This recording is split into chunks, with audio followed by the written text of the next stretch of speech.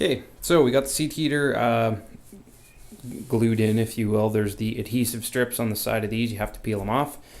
Start on the back, stick it on, and then as you get up to your listing, kind of like I said, you can see here, so you've sort of rolled it into that channel, and you want to do that way when you're putting the seat cover on, you don't get any bunching or puckering or get a big wrinkle that will show through your cloth or your leather.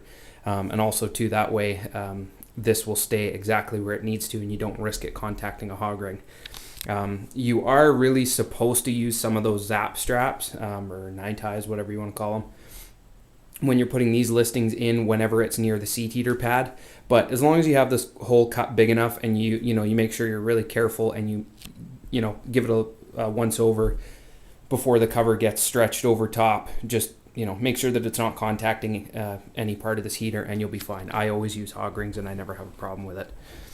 And here we go. You can see the other ones cut in there, and there's the listing wire rod right there that we're going to attach to, and we've trimmed it off at the corners.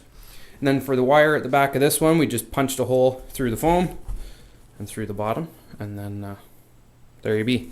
Now I recommend at this point, because you've cut holes in the pad, you've trimmed some off the side here, and you've been moving around the wiring, I recommend you do take an ohm meter. I do this several times throughout the installation, and run a continuity test on it, just so that way you know for sure that the pad is still functioning the way it should. One more thing of mention, I haven't done it on this seat. Now this thermostat here, you might be able to see it. See if you look like that, it kind of has a little bit of a lump. The seat covers on this car have foam, a thick enough scrim foam in them that you won't notice it. But if you're just putting seat heaters in and you're not doing a leather kit that has thick foam built into the new covers, like if you're just putting the factory cloth back on, as you know, I'm sure a lot of them don't have very thick foam at all, if any foam. Sometimes it's just the cloth. So what you got to do, I'll see if I can peel this off a bit. Right here where the thermostat is, cut a little hole in the foam so it kind of has a little bit of a well to sit down in, and that way you won't see the thermostat through the cover as much.